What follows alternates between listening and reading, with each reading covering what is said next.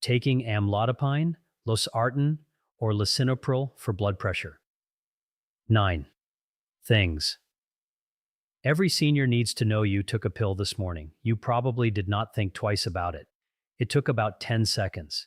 You have done it the same way every single morning since your doctor handed you that prescription.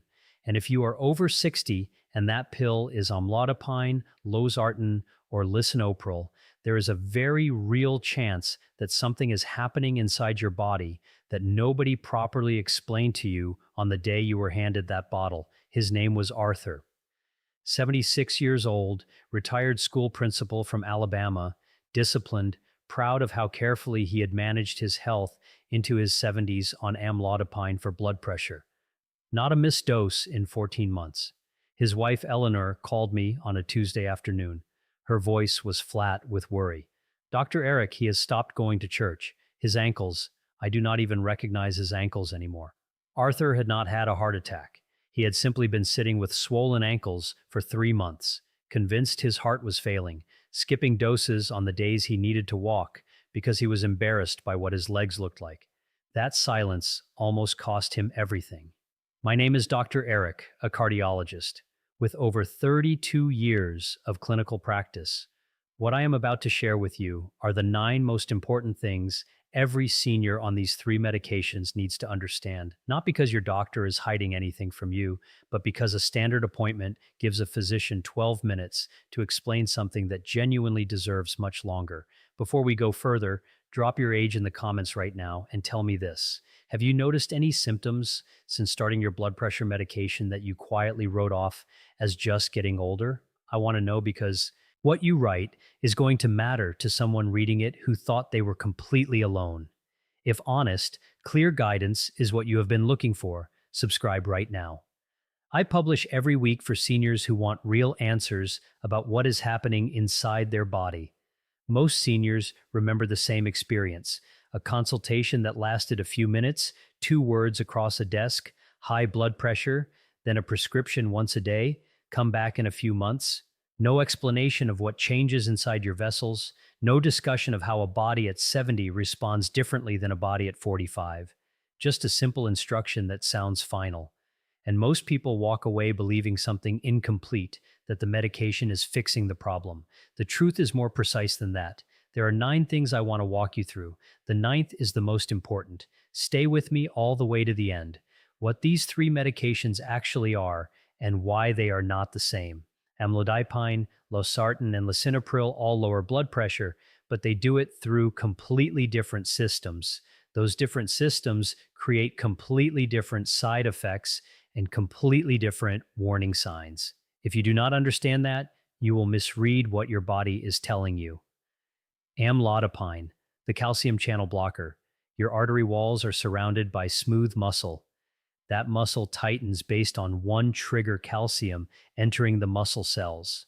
When calcium flows in, the artery narrows and blood pressure rises. Think of your artery wall as having small entry gates for calcium. Amlodipine reduces how many of those gates are open. Less calcium, less tightening, pressure falls, but it does not remove the reason those vessels became tight in the first place. It manages the output of the system, not the cause. Lisinopril, the ACE inhibitor. Your body produces angiotensin II, a substance that tightens blood vessels and signals your kidneys to hold on to more fluid. To make it, your body needs an enzyme called ACE. Lisinopril blocks that enzyme. Think of it like shutting down the factory that manufactures the tightening signal. No factory, no signal. Lower pressure. And because it also reduces workload on the kidneys, lisinopril is often chosen for seniors managing both blood pressure and early kidney concerns. One drug, 2 protective effects. Losartan, the ARB, angiotensin receptor blocker. Losartan works on the same system as lisinopril, but at a different point. Lisinopril stops angiotensin II from being made. Losartan lets it be produced, but blocks the door it needs to enter to tighten your vessels. The signal is sent, the door is locked, the message never gets through. The key difference: lisinopril causes a dry, persistent cough in a significant number of patients. Losartan does not. This is why doctors switch patients, not because one is stronger, but because a cough at 2 a.m. every night is not something any senior should suffer through when a simple switch exists. The amlodipine ankle swelling and what it really means. This is the conversation Arthur should have had before he ever stopped going to church. Amlodipine relaxes the small arteries in your legs more effectively than it relaxes the small veins. Blood flows down easily. It struggles to flow back out. Fluid shifts into the surrounding tissue. That is why your shoes fit in the morning and feel tight by 6 p.m. That is why the swelling is gone by morning and back by evening. It is not heart failure. It is not kidney damage. It is a predictable mechanical consequence of how this drug acts on the vessels in your lower limbs. What made Arthur's situation dangerous was not the swelling, it was the silence. He started skipping doses because he was embarrassed, and his blood pressure climbed in silence for 3 months. Report swelling. Do not hide it. Skipping doses is far more dangerous than any swelling you have been living with. The lisinopril cough and the warning sign you must never wait on. If you are on lisinopril, have you developed a cough since starting it? Not wet, not productive, dry, scratchy, tickling, a cough that nothing clears. The critical thing, it does not always start right away. Sometimes it appears months after beginning the medication. By that point, patients have completely stopped connecting it to the drug.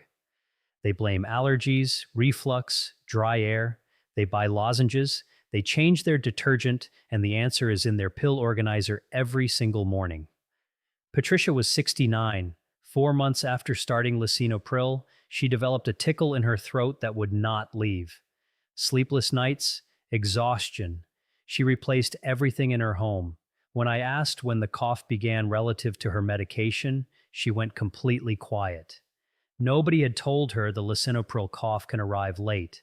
A dry cough is uncomfortable. It is not dangerous. Report it.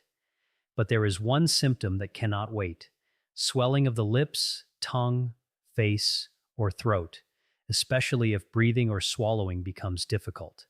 That is emergency care immediately. ACE inhibitors can, in rare cases, cause angioedema, and it can become life-threatening within minutes. Dry cough, report it. Throat swelling, move now. The potassium danger that is not in your medicine cabinet. Think about your kitchen, not your medication, because one of the most serious risks for seniors on losartan or lisinopril is sitting on your counter right now. Both medications can raise potassium levels in your blood. When potassium climbs too high, it affects the electrical rhythm of your heart. The symptoms do not always announce themselves: muscle weakness, occasional cramping, a skipped heartbeat, sometimes nothing at all until it is serious. Salt substitutes labeled heart healthy replace sodium with potassium chloride, electrolyte powders, senior meal replacement drinks. Every one of these quietly adds potassium to a body whose medication is already retaining it. Bernard was 74. He switched to a potassium salt substitute because he thought he was doing the right thing for his heart. He was on losartan. Nobody connected those dots. He started feeling weak. His potassium came back dangerously high. Bernard was not careless. The gap was not in his discipline. It was in his information. Read every label on every heart-healthy product in your kitchen. Ask your doctor, given my medication, is it safe for me to use a potassium-based salt substitute, the pain reliever in your bathroom cabinet? Check your bathroom cabinet the moment this video ends. Look for ibuprofen or naproxen. If you are taking lisinopril or losartan, especially with a water pill, regular use of these medicines can reduce blood flow to your kidneys and increase the risk of kidney injury. Not because any one of them is dangerous alone, because together in a slightly dehydrated body, they create conditions the kidneys struggle to manage. Nobody mentions this at appointments because ibuprofen does not feel like a real medicine. It came from a shelf, so it never gets brought up. Ask your pharmacist this exact question: is it safe for me to use ibuprofen regularly given all the medications I am on? That conversation is free. It may prevent a problem nobody saw coming because nobody thought to ask. What happens to your medication when you get sick? If you are on losartan or lisinopril and you get sick, vomiting, diarrhea, heavy sweating, unable to keep fluids down, the medication that worked perfectly yesterday may behave very differently today. These medications assume a body with stable fluid balance. When illness strips that away, the same dose can now drop your blood pressure too far and stress your kidneys. The medication did not become dangerous. The body it was working inside changed completely. Gerald was 78, stomach virus, could not keep much down, still took his losartan every morning because he had not missed a dose in 13 months. That night he stood up and nearly collapsed. The problem was not the medication. His body was depleted. His blood pressure had dropped too far. Write this down and put it where you will see it when you are unwell. If I cannot keep fluids down, I call my doctor before I take my blood pressure pill. The most dangerous blood pressure reading is not the highest one. The most dangerous blood pressure reading is not the highest number you have ever seen. It is the one you took at the wrong moment and made a decision from. Blood pressure moves constantly with sleep, stress, caffeine, posture, and the anxiety of checking it immediately after worrying about checking it. A single reading is not a verdict. It is a snapshot. Diane was 67. She checked her blood pressure every time she felt anxious. Page after page of numbers, heart full of fear. She was certain her lisinopril had stopped working. When we slowed everything down, same time, same arm, rested for 5 minutes, a completely different picture emerged. Her medication was working. The chaos was in the method, not the medicine. Measure at the same time every day. Same arm, same chair. 5 minutes rest first. React to patterns, not moments. One number is noise. A pattern is information. Only information deserves a decision.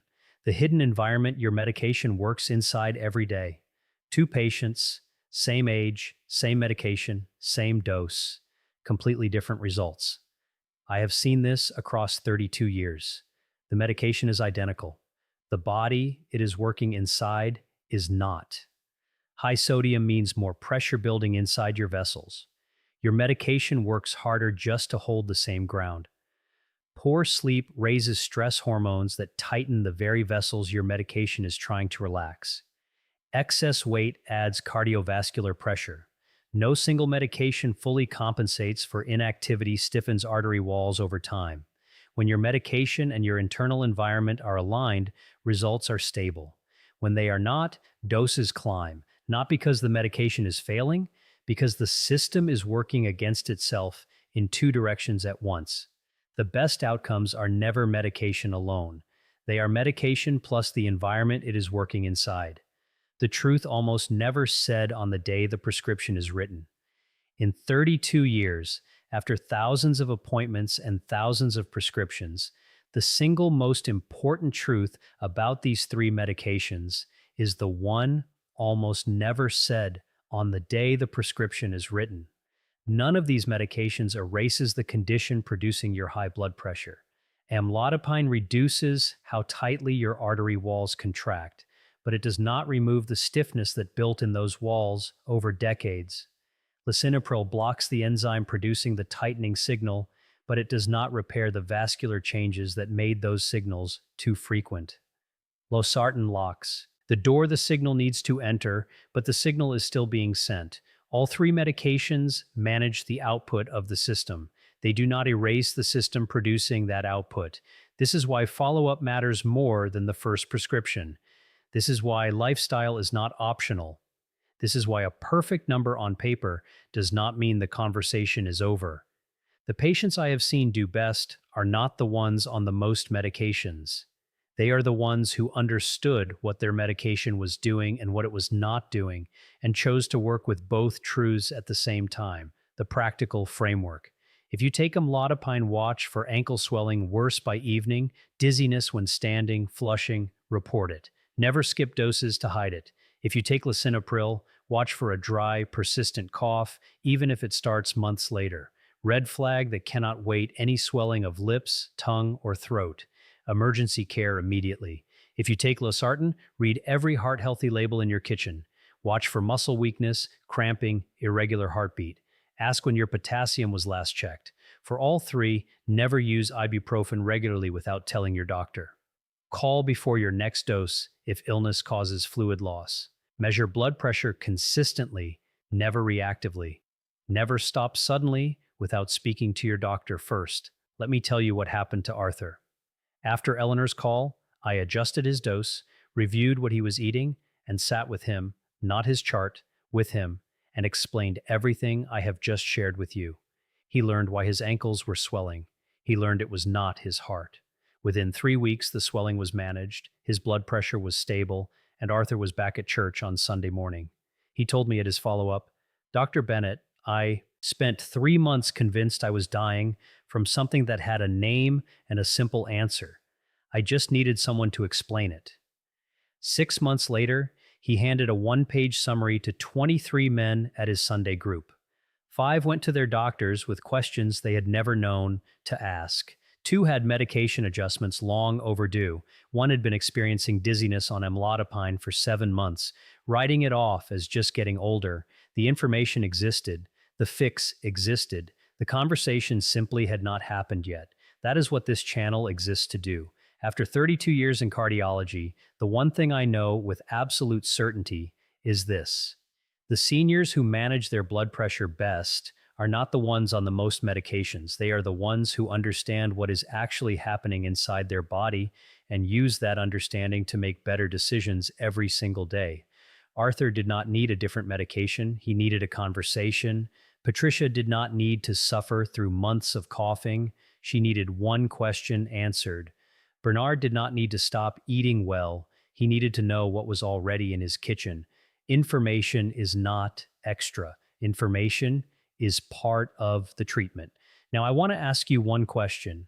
Which of these 3 medications are you currently taking? Amlodipine, losartan, or lisinopril? Just type the name in the comments. That single answer tells me what matters most to you and what I break down next. And before your next blood pressure reading, carry this question with you. Do I actually understand what my medication is doing inside my body right now and what it is not doing? If the answer is not fully yes, that is not your fault. That is the gap this channel exists to close. I am Dr. Eric Bennett. Subscribe so you never miss the guidance your health deserves before the emergency you never saw coming, and I will see you in the next